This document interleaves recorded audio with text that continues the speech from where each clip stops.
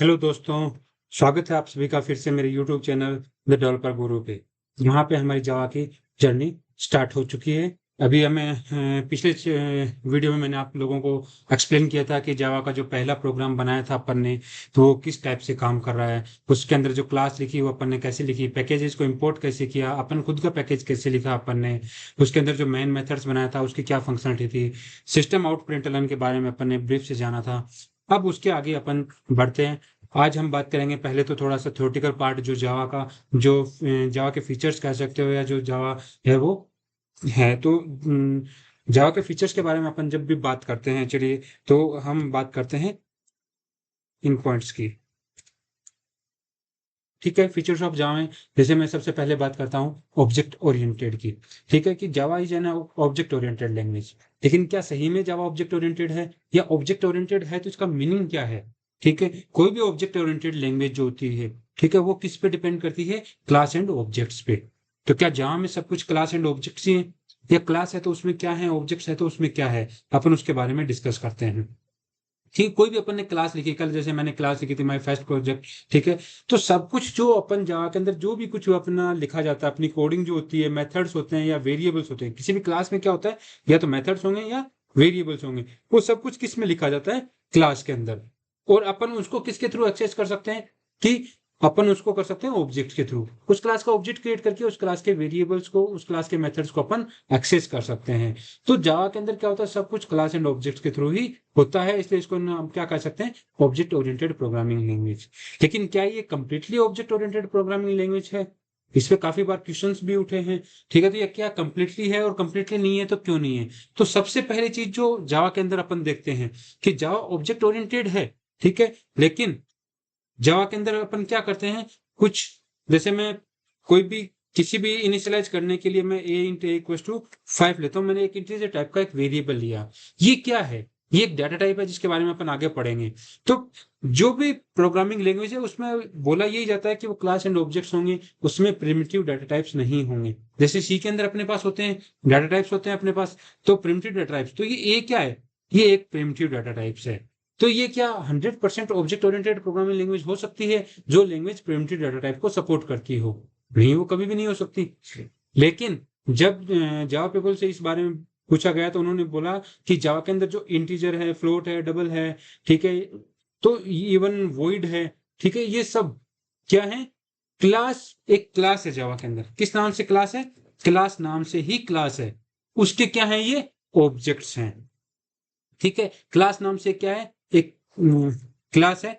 ठीक है, उसके क्या है, ये ऑब्जेक्ट्स हैं। ठीक है, तो यहाँ पे अपन जो भी प्रिमिटिव डाटा टाइप्स लेते हैं वो प्री डिफाइंड ऑब्जेक्ट्स हैं, किस क्लास के, क्लास के। ये क्वेश्चन भी आ सकता है, इस टाइप के क्वेश्चन आ सकते हैं कि जो प्रिमिटिव डाटा टाइप्स हैं वो बाय डिफॉल्ट किस क्लास के ऑब्जेक्ट्स हैं। तो वो किस क्लास के ऑब्जेक्ट्स हैं, क्लास क्लास के ऑब्जेक्ट्स हैं। इवन वॉइड भी जो अपन रिटर्न टाइप लेते हैं कि इसका ये क्या है, कीवर्ड है, ये डाटा टाइप्स नहीं है, ये कीवर्ड है, तो ये भी क्या है, क्लास क्लास का ऑब्जेक्ट है। तो पहला क्वेश्चन जो था कि डाटा क्लास है वो, सॉरी जावा है वो प्रिंटेड डाटा टाइप्स यूज करती है, लेकिन वो उनको as a data type use करती है, लेकिन वो क्या है, क्लास के ऑब्जेक्ट्स हैं। ठीक है, सेकंड थिंग थी कि भाई सब कुछ आप जो ऑब्जेक्ट ओरिएंटेड प्रोग्रामिंग लैंग्वेज है उसमें सब कुछ एक्सेस होना चाहिए ऑब्जेक्ट्स के द्वारा। ठीक है, लेकिन जो स्टैटिक मेथड्स हैं या स्टैटिक वेरिएबल्स हैं वो किसके थ्रू एक्सेस होते हैं, वो क्लास के थ्रू एक्सेस होते हैं। यहाँ पे जो आउट है मेरा स्टैटिक वेरिएबल था, इसको मैंने किसके थ्रू एक्सेस किया था, सिस्टम क्लास के थ्रू।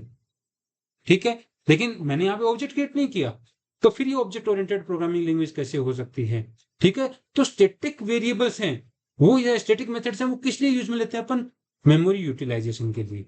ठीक है, कि मेमोरी यूटिलाइजेशन कैसे हो सकता है, कि जैसे मैंने कोई स्टैटिक वेरिएबल ले लिया या उसकी फील्ड है उसको यूज में ले लिया, तो उसका सिर्फ एक सिंगल मेमोरी लोकेशन होता है उसका, वो हर जगह यूज कर सकते हो आप उसको। 10 क्लासेस में यूज कर रहे हो तो आपको हर बार उसको क्लास नाम से एक्सेस कर रहे हो, तो सेम मेमोरी में वो एलोकेट है, वहीं से आप उसको मेमोरी यूटिलाइजेशन के हिसाब से आप उसको यूज कर सकते हो। ठीक है, अब तो वो क्या है कि एक कॉपी बनती है उसकी, और वो एक स्टैटिक जो फील्ड्स होती है, स्टैटिक मेथड्स है, उसकी सिंगल कॉपी है।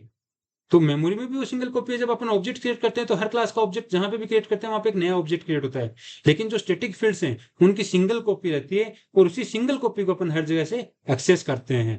तो ये मेमोरी यूटिलाइजेशन के लिए इसको यूज किया गया था, स्टैटिक फील्ड्स को। थर्ड थिंग, क्या जावा ऑब्जेक्ट ओरिएंटेड लैंग्वेज है तो वो क्या उप्स के सारे कंसेप्ट फॉलो करती है?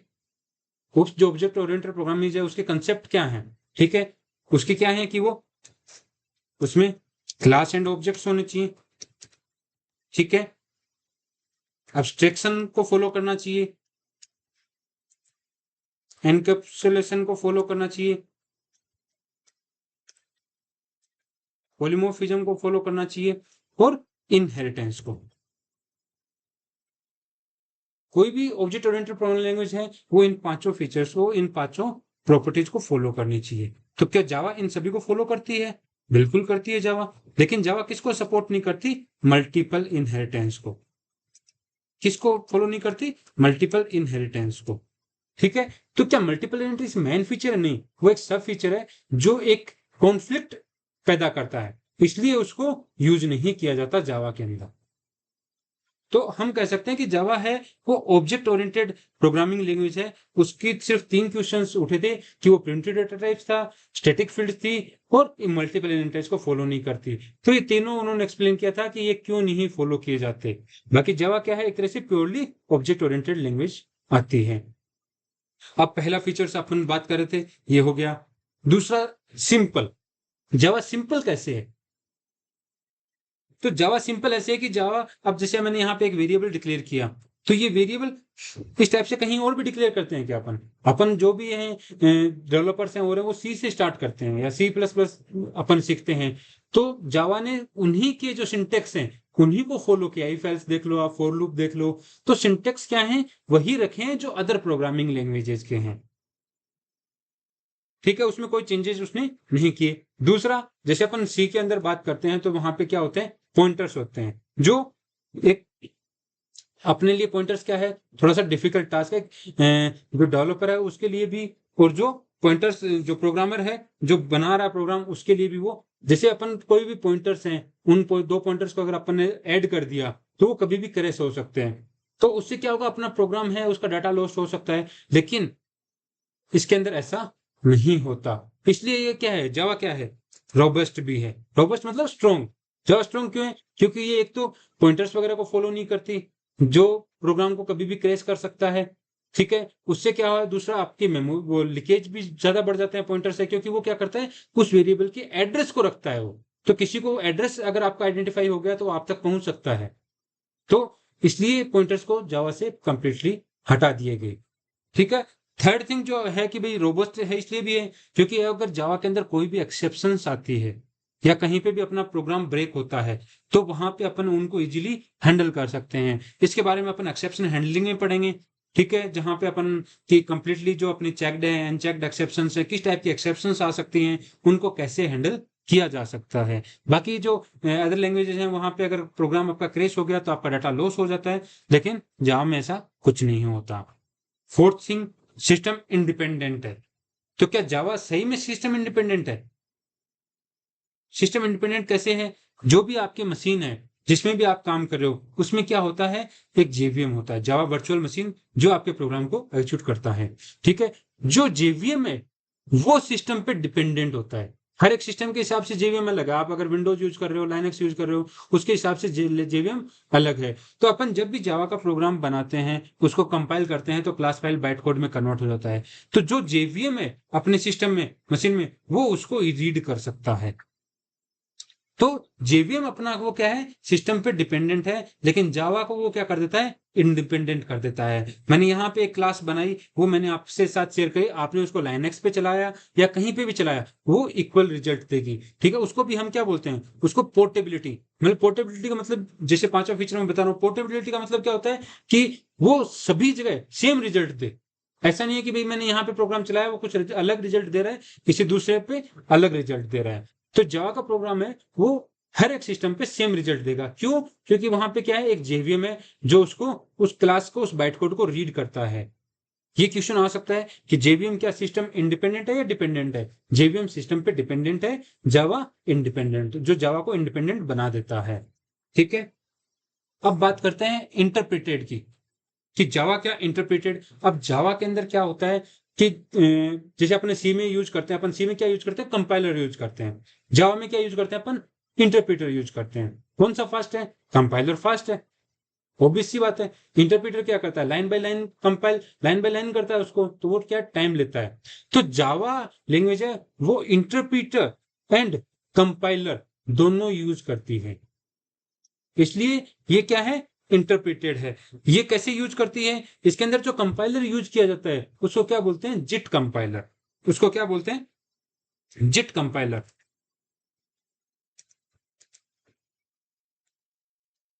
जस्ट इन टाइम कंपाइलर, जो जब आपको प्रोग्राम को जहां पे भी जरूरत होगी वहां पे इंटरप्रेटर जहां पे टाइम लेगा वहां पे आपका जिट कंपाइलर काम करता है, जस्ट इन टाइम कंपाइलर। ठीक है, तो जावा के अंदर क्या है, जावा इंटरप्रेटेड है, जावा कंपाइलर और इंटरप्रेटर दोनों को यूज करती है। तो ये थे अपने जावा के फीचर्स जिनकी मैं बात कर रहा था कि जावा ऑब्जेक्ट ओरिएंटेड है, सिंपल है, रॉबस्ट है, सिस्टम इंडिपेंडेंट है, पोर्टेबिलिटी है, ठीक है, इंटरप्रेटेड है। उसके अलावा सिक्योर भी जावा काफी है, क्योंकि एक तो पॉइंटर्स, मेन तो पॉइंटर्स को यूज नहीं करती, तो मेमोरी जो लीकेज है उसका खतरा कम हो जाता है। उसके अलावा अपनी इसकी परफॉर्मेंस भी काफी अच्छी है, क्योंकि इसमें जैसे अब मैंने बताया इंटरप्रेटेड है तो परफॉर्मेंस अच्छी होगी, क्योंकि ये कंपाइलर और इंटरप्रेटर दोनों को यूज करती है।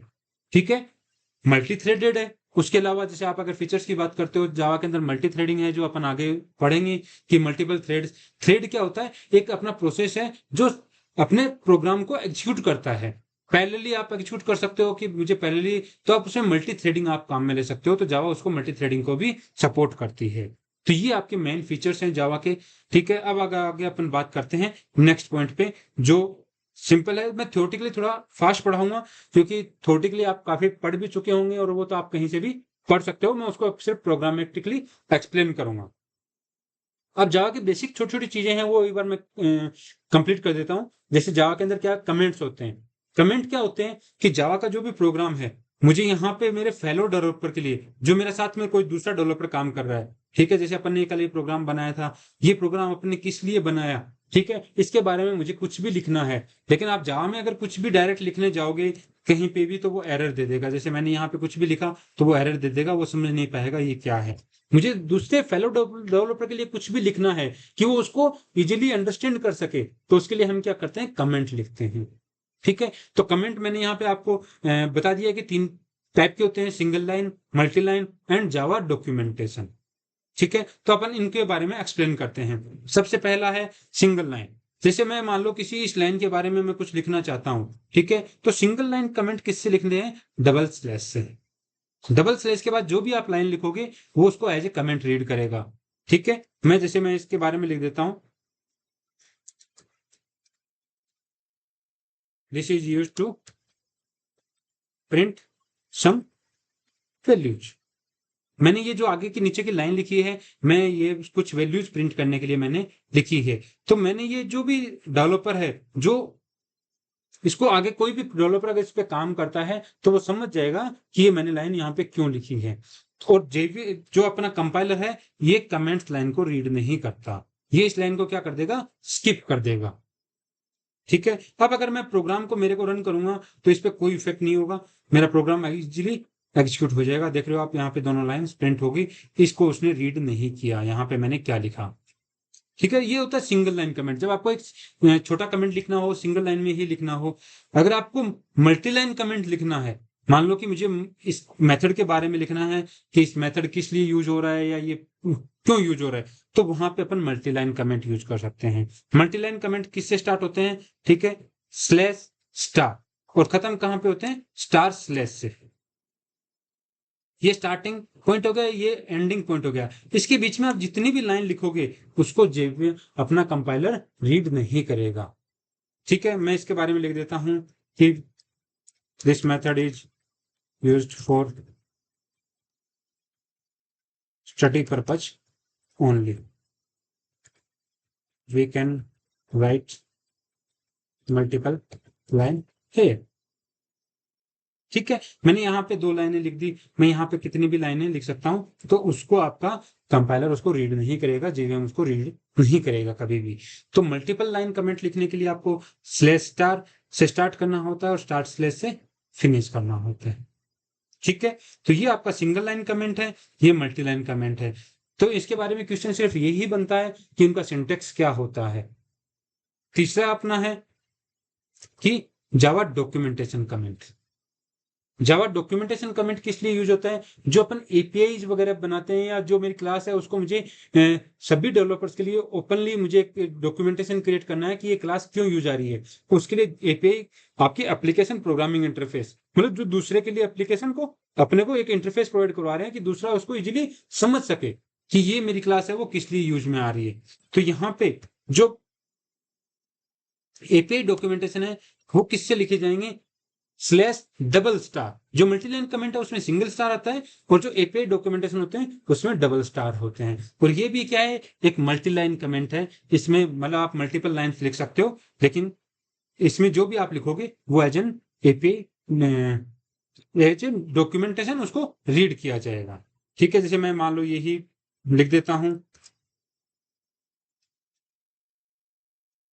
This class used for study purpose only, we can write multiple lines here. ठीक है, जो डॉक्यूमेंटेशन अपन क्रिएट करते हैं, जो डॉक्यूमेंटेशन अपन क्रिएट करते हैं उसके लिए कौन सा कंपाइलर यूज किया जाता है?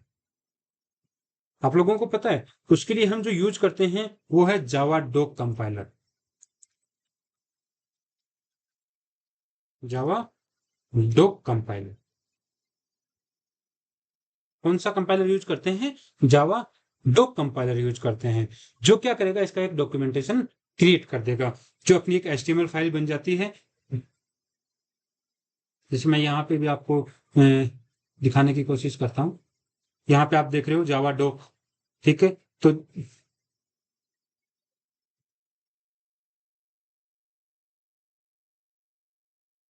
ठीक है, यहाँ पे एक डॉक्यूमेंटेशन आएगा, this class used for study purpose only, we can write multiple lines here, for this we use Javadoc compiler. जो भी मैंने यहाँ पे लिखा वो एक डॉक्यूमेंटेशन की तरह आ गया, जो क्लास का डॉक्यूमेंटेशन है। जैसे अपन किसी भी पुरानी क्लास पे लेके जाते हैं, जैसे सिस्टम पे लेके जाता हूँ, तो ये यहाँ पे जो दिख रहा है ये क्या हुआ है? ये डॉक्यूमेंटेशन क्रिएट किया हुआ है इस क्लास के बारे में। ये किससे क्रिएट हुआ है? जो अपना डॉक्यूमेंट कमेंट है, एपीआई कमेंट है, उसके थ्रू इसने क्या किया हुआ है, यहाँ पे प्री डिफाइंड ये जो क्लासेज हैं इनमें भी इन्होंने क्या किया है? डॉक क्लियर किया है। उसके लिए कौन सा कंपाइलर यूज किया है? जावा डॉक कंपाइलर यूज किया है। ठीक है, तो यहाँ पे तीनों जो मेरे कमेंट्स हैं उसमें किसी को कोई डाउट है तो आप बेझिझक होकर आप क्वेश्चंस मेरे से कमेंट्स में पूछ सकते हो। तो आपके यहाँ पे तीनों कमेंट्स कंप्लीट हो गए। Single line comment double slash से, multi line comment slash star and star slash से एंडिंग, और documentation comment slash double star से और स्टार स्लैश से एंडिंग। ये हो गया मेरे कमेंट्स की बात। अब आगे अपन बात करते हैं नेमिंग कन्वेंशन की। ठीक है, आज का मैंने आपको बताया कि थोड़ा सा मेरा जो ट्यूटोरियल है ये थोड़ा सा थ्योरेटिकल रहेगा, क्योंकि मैं बेसिक चीजें आपको एक बार क्लियर कर दूं तो उसके बाद अपन प्रोग्रामिंग पे वापस आते हैं। जैसे मैंने पिछले प्रोग्राम बनाया था तो उसमें कुछ लोगों का था कि भाई थोड़ा सा बेसिक कंसेप्ट क्लियर हो। अब यहाँ पे अपन बात करते हैं कि नेमिंग कन्वेंशन की। नेमिंग कन्वेंशन मतलब जो प्री डिफाइंड है उसमें जावा ने नेमिंग कन्वेंशन फॉलो किया है, और जो अपन बना रहे हैं उसमें अपने को उसी नेमिंग कन्वेंशन को फॉलो करना है। तो उसके रिगार्डिंग जावा क्या कहना चाह रहा है? जावा कहना चाह रहा है कि पैकेज है, पैकेज का नेमिंग कन्वेंशन कैसा होना चाहिए। ठीक है, तो जो पहले से जो जावा ने यूज कर रखा है वो क्या कर रखा है कि हमेशा जो पैकेज का नाम है वो स्मॉल लेटर्स में होना चाहिए। ये क्या है? जावा के पैकेज का नाम है। और प्रिंट सिम क्या है? क्लास का नाम है। तो इसको लेके कंफ्यूज मत होना कि प्रिंट सिम का पी कैपिटल क्यों है। ठीक है, तो प्रिंट सिम क्या है? क्लास है। पैकेज कौन सा है? Java dot IO.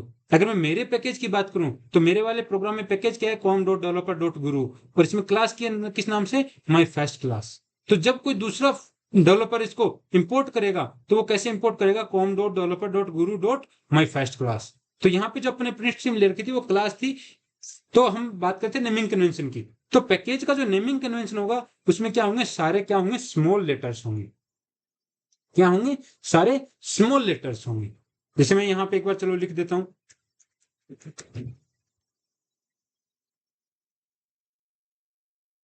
ठीक है, अब सेकंड थिंग की बात करते हैं अपन क्लास की।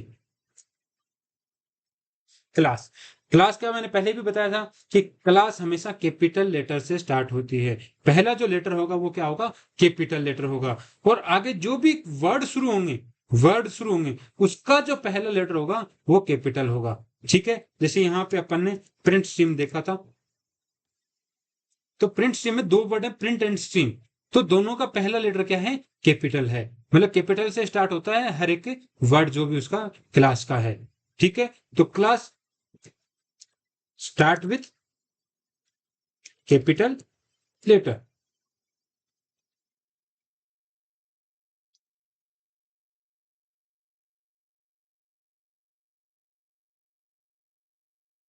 बाकी के जो भी लेटर्स होंगे वो क्या होंगे, स्मॉल होंगे।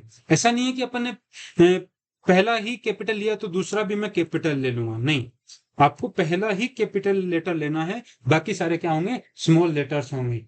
ठीक है, अब अपन बात करते हैं थर्ड, मेथड। मेथड की बात करते हैं। ठीक है, तो मेथड यहाँ पे मैं प्री डिफाइंड कुछ मेथड्स हैं। ठीक है, मेथड की बात करते हैं, तो मेथड यहाँ पे मैंने बनाया नहीं कोई भी। चलिए, मेथड हमेशा स्टार्ट किससे होते हैं, start with small letter, and next जो भी वर्ड है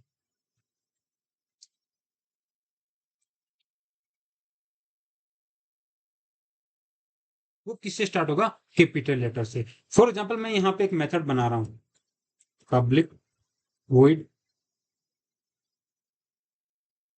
मेथड का नाम किससे स्टार्ट होगा, स्मॉल से। जैसे मैं क्रिएट मेथड बना रहा हूं, इसमें दो वर्ड हैं, ठीक है, क्रिएट एंड मेथड। तो मेथड हमेशा स्टार्ट किससे होंगे, स्मॉल लेटर से, लेकिन जो सेकंड ऑनवर्ड्स जितने भी वर्ड हैं वो हमेशा कैपिटल लेटर से स्टार्ट होंगे।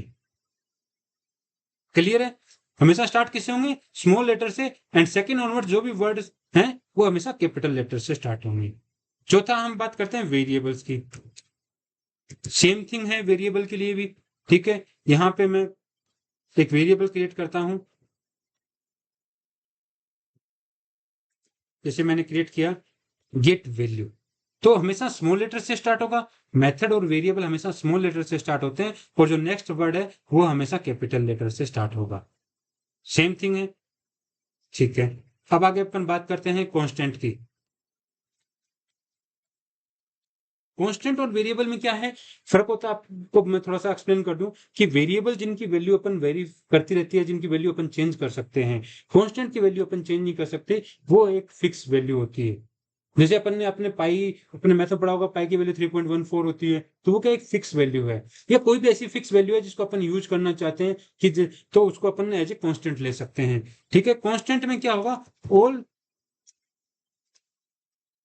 कैरेक्टर्स क्या होंगे, कैपिटल, सारे कैरेक्टर्स क्या होंगे, कैपिटल। जैसे मैं यहाँ पे इंट,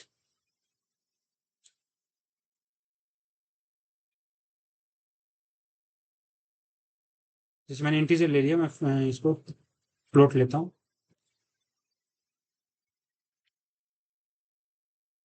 3.14, क्योंकि अपन इंटीजर में क्या है कि अपन डेसिमल वैल्यूज नहीं रख सकते थे, इसलिए मैंने इसको फ्लोट लिया है। फ्लोट में आप डाटा टाइप्स के बारे में भी अपन आगे बात करेंगे।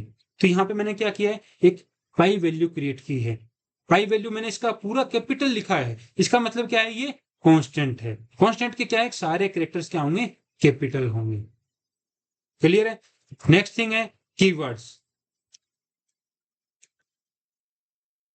इस प्रोग्राम में कौन से वर्ड्स हैं जो कीवर्ड्स हैं। ठीक है, इस प्रोग्राम में अपन देख रहे हैं स्टैटिक है, वॉइड है, ये सब क्या है, ये क्या है, कीवर्ड है। तो ये कीवर्ड है, आप पहले से देख सकते हो, सारे के सारे क्या हैं, ऑल स्मॉल लेटर्स, सारे के सारे क्या हैं, ऑल स्मॉल लेटर्स। तो ये जो मोस्टली अपन जावा के अंदर यही चीजें ये काम में लेते हैं, और उनके नेमिंग कन्वेंशन कैसे होने चाहिए, उनको आपको एक अच्छे डेवलपर उनको फॉलो करते हैं तो उनको आपको फॉलो करना चाहिए। इनमें अगर कोई भी डाउट हो तो आप आगे क्लियर कर सकते हैं, इनसे रिलेटेड क्वेश्चंस आ सकते हैं, पॉसिबिलिटी है, क्योंकि प्रोग्रामर में बेसिक क्वेश्चंस भी काफी पूछे जाते हैं। 10 से 15 क्वेश्चंस जो बिल्कुल बेसिक आते हैं वो बिल्कुल इजी आते हैं, लेकिन कई बार अपने पढ़े हुए नहीं होते, तो इनको थोड़ा सा एक बार जरूर निकाल लें कि पैकेजेस हैं, कीवर्ड्स है, सब स्मॉल लेटर्स होते हैं, मेथड्स है और वेरिएबल्स सेम होते हैं। ठीक है।